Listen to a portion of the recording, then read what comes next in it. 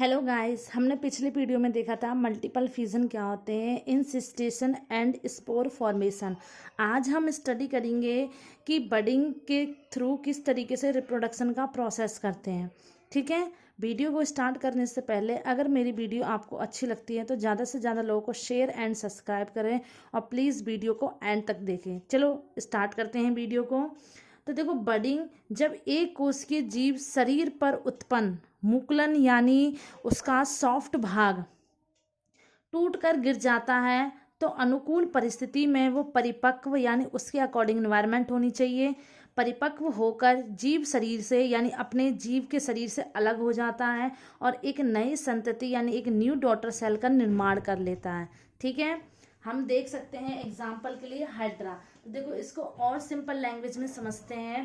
Budding का means होता है कि बर्ड, आप याद रखिए, बडिंग का मीन्स होता है बर्ड। बर्ड का अगर अर्थ देखा जाए तो कलिका, यानी किसी भी ऑर्गेनिज या किसी भी प्लांट में उसकी कलिका यानी उस सॉफ्ट भाग से जो कि अभी हाल में ही नया नया निकला है, अगर वो टूट कर गिर जाता है किसी भी रीजन में, चाहे वो हवा तेज चल रही हो एक्सेट्रा, किसी भी रीजन की वजह से अगर वो टूट कर गिर जाए और उसको सुइटेबल एनवायरनमेंट दिखे तो वो एक नया हाइड्रा का प्लांट ग्रो कर लेगा। तो ऐसे प्रोसेस को हम क्या कहते हैं? बडिंग फॉर्मेशन कहते हैं। ठीक है, इस डायग्राम यानी हाइड्रा के डायग्राम को हम एनसीईआरटी बुक में और क्लियर से समझेंगे। तो मैं आपको दिखाती हूँ, आप यहाँ पे देख सकते हैं, ये है हाइड्रा का डायग्राम। ठीक है, मैंने लिखा है बर्ड, जिसे हम कलिका कहते हैं। अगर यही कलिका टूट कर कहीं गिर जाए और उसको सूटेबल एनवायरनमेंट दिखे तो वो एक नया हाइड्रा का प्लांट ग्रो कर लेगा। ठीक है, आया आपको समझ में? देखो, इसमें जो रिप्रोडक्शन हो रहा है किसके थ्रू हो रहा है? इस बर्ड के थ्रू हो रहा है। यानी ये नया जो पार्ट, ध्यान रखना, ये हर प्लांट या हर ऑर्गेनिज्म में नहीं होते, कुछ ऑर्गेनिज्म एंड प्लांट्स के अंदर होते हैं। जैसे कि हम यहाँ एग्जाम्पल में देख सकते हैं हाइड्रा के अंदर। देखो, इसका कलिका जो भाग है ये टूट कर गिर गया है और इसको सुटेबल एनवायरनमेंट दिखेगा तो यही कलिका ग्रो करके एक नया हाइड्रा का प्लांट ग्रो कर लेगा। ठीक है, डाउट क्लियर? आगे पहुंचे। आगे हम देख सकते हैं कि ये जो बडिंग है ये दो टाइप की होती है, external budding and internal budding. External budding का मीन्स होता है एक्सटर्नल यानी बाहर की तरफ। तो देखो यहाँ पे लिखा हुआ, इसमें कलिका बाहर की तरफ बनेगा, यानी इसके अंदर जो बर्ड बनता है, जो कलिका बनता है वो कहाँ बनेगा?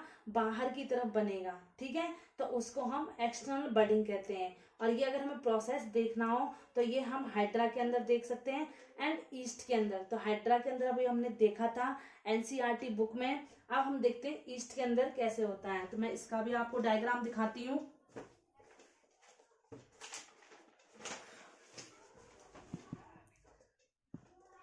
देखिए, आप क्लियर से देख सकते हैं, ये है ईस्ट। ठीक है, ये जनन कोशिका जिसे हम पेरेंटल सेल भी कहते हैं। तो इसके अंदर आपको दिख रहा होगा ये एक न्यूक्लियस है जो कि धीरे धीरे क्या हो रहा है? डिवीजन हो रहा है। तो देखो, ये एक न्यूक्लियस था, एक न्यूक्लियस से दो न्यूक्लियस बन गए। ठीक है, अभी धीरे धीरे देखो एक सेपरेट अंग बन गया, एक बर्ड सा बन गया। अभी धीरे धीरे आगे जाके देखो ये प्रॉपर ही न्यूक्लियस टूट गया है, दिख रहा होगा आपको। अब ये न्यूक्लियस अलग हो गया, सेपरेट। अब धीरे धीरे ये बर्ड भी पूरी तरह से दिख रहा होगा आपको, एक अलग सा हो गया। आज जब जैसे ही किसी भी रीजन की वजह से अगर ये कलिका टूट जाएगी और इसको सुटेबल एनवायरनमेंट दिखेगा तो ये एक नया ईस्ट बना लेगा। ठीक है, आगे समझ में? तो देखो, इसमें जो फॉर्मेशन हो रहा है वो एक्सटर्नल ही तो हो रहा है, ना कि इंटरनल। तो इस तरीके से जो एक्सटर्नल बर्ड बनते हैं और उसके थ्रू बडिंग का प्रोसेस होता है तो उसे हम एक्सटर्नल बडिंग कहते हैं। आगे समझ में? या एक्सटर्नल बडिंग फॉर्मेशन। ठीक, आगे पहुंचे।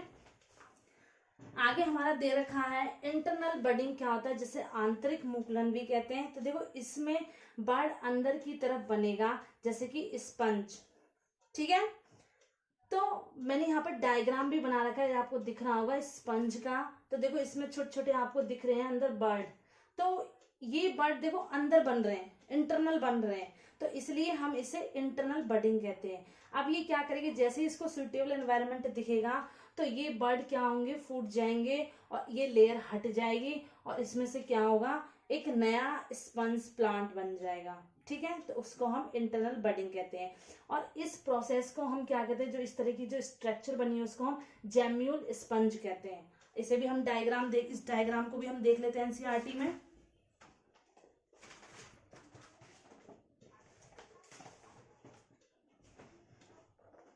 देखिए आपको दिख रहा है, ठीक है। तो देखो आपको इसके अंदर दिख रहे होंगे छोटे छोटे स्पंज, ठीक है, छोटे छोटे बर्ड दिख रहे हैं। तो इस बर्ड को जब सुइटेबल एनवायरनमेंट दिखेगा ना, तो ये बर्ड क्या होते हैं, ब्रेक डाउन हो जाते हैं और टूट जाते हैं, और इसमें से क्या होते हैं, एक नया प्लांट यानी एक नया स्पंज बन जाता है। ये अंदर ही अंदर ग्रो कर लेते हैं, आपको दिख रहा होगा इसमें, ठीक है। इस जो ये स्ट्रक्चर जो बनी हुई है ना, इस स्ट्रक्चर को हम क्या कहते हैं, स्पंज में जेम्यूल स्पंज। आगे समझ में, इस स्ट्रक्चर को हम क्या कहते हैं, इस स्पंज में जेम्यूल स्पंज। ठीक है, तो इसमें देखो बर्ड जो बन रहे हैं वो कहाँ बन रहे हैं, अंदर की तरफ बन रहे हैं, ये छोटे छोटे गोल दिख रहे होंगे। तो जो अंदर की तरफ बर्ड बनता है ना, उसको हम इंटरनल बडिंग कहते हैं। ठीक, और जो बाहर की तरफ बनते हैं, जैसे यहाँ पे हाइड्रा पे बन रहा है, इसको हम एक्सटर्नल कहते हैं। ये अंदर की तरफ बन रहा है, इसको इंटरनल, ये बाहर की तरफ बन रहा है, इसको एक्सटर्नल। ठीक है, आगे पहुंचे। आगे हमारा दे रखा है ए सेक्सुअल रिप्रोडक्शन का, ये लास्ट पॉइंट है। ठीक है, आज हम ए सेक्सुअल रिप्रोडक्शन के सारे पॉइंट को यहाँ पे अपना फिनिश करेंगे। लास्ट पॉइंट, खंडीकरण, जिसे हम कहते हैं फ्रेगमेंटेशन। फ्रेगमेंटेशन का मीन्स होता है, नाम हिंदी में भी डिफाइन हो रहा है, खंडीकरण यानी किसी भी चीज का खंड होना, टूटना। तो देखो इसमें दे रखा है, इसमें जीव के शरीर का हर खंड यानी हर भाग नए जीव के रूप में उत्पन्न हो जाता है। यानी इस जीव को हम जितने भी भागों में कट करेंगे या वो टूट जाएगा किसी भी रीजन की वजह से, तो उसका हर एक खंड, हर एक भाग क्या करेगा, एक नया ऑर्गेनिज्म बना लेगा। ठीक है, एग्जाम्पल से देखते हैं हम यहाँ पे। हाइड्रा के अंदर भी ये प्रोसेस होगा, और प्लेनेरिया हमने देखा था हाइड्रा में, लेकिन हाइड्रा इसका रेयरली एग्जाम्पल है, यानी बहुत कम हम लिख सकते हैं, लेकिन कहते नहीं है मतलब प्लेनेरिया इसका सबसे बेस्ट एग्जाम्पल है, क्योंकि प्लेनेरिया है, इसके हम जितने भी टुकड़े करते हैं, हर एक टुकड़ा, हर एक खंड एक नया प्लेनेरिया बना लेता है। ठीक है, आपको दिख रहा होगा ये एक प्लेनेरिया है। इस प्लेनेरिया को 3 भागों में मैंने तोड़ दिया है। ठीक है, अब इसका जो तीनों पार्ट है आपको दिख रहा होगा, तीनों ने एक नया नया प्लेनेरिया, यानी ऊपर वाला पोर्शन ने, बीच का और नीचे वाला पोर्शन ग्रो कर लिया। जो बीच वाला पोर्शन था प्लेनेरिया का, उसने ऊपर वाला पोर्शन और नीचे वाला पोर्शन ग्रो कर लिया। लास्ट वाला था, इसने ऊपर वाला और बीच का पोर्शन ग्रो कर लिया। तो इस तरीके से हमारे पास इन तीनों पार्ट से कितने 3 प्लेनेरिया बन के आ गए। ठीक है, 1, 2 एंड 3।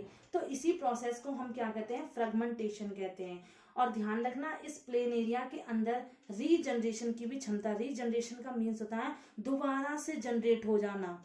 ठीक है, यानी इस पार्ट को हम कहीं से भी काट देंगे तो उसका हर एक पार्ट क्या होगा, एक नया प्लेनेरिया बना लेगा। ठीक है, तो ये हम और भी देख सकते हैं, जैसे कि लिजार्ड, छिपकली के पूंछ है, यानी उसके टेल पोर्शन में भी हमें रीजनरेशन की क्षमता देखने को मिलती है। ठीक है, तो आपको याद रहेगा फ्रेगमेंटेशन यानी कोई भी ऑर्गेनिज्म का कोई भी भाग अगर टूट कर गिर जाए तो उसका हर एक खंड एक नया ऑर्गेनिज्म बना लेता है। उसी प्रोसेस को हम क्या कहते हैं, फ्रेगमेंटेशन कहते हैं। ठीक है, हम यहाँ एग्जांपल से देख सकते हैं, हम हाइड्रा भी लिख सकते हैं, इसमें कोई दिक्कत नहीं है। प्लेनेरिया इसका बेस्ट एग्जांपल है, एग्जाम में पूछे भी जाते हैं कि बताइए फ्रेगमेंटेशन का एग्जाम्पल कौन सा है, बडिंग का कौन सा है। ठीक है, तो मैंने आपको यहाँ पे सब कुछ बता दिया है।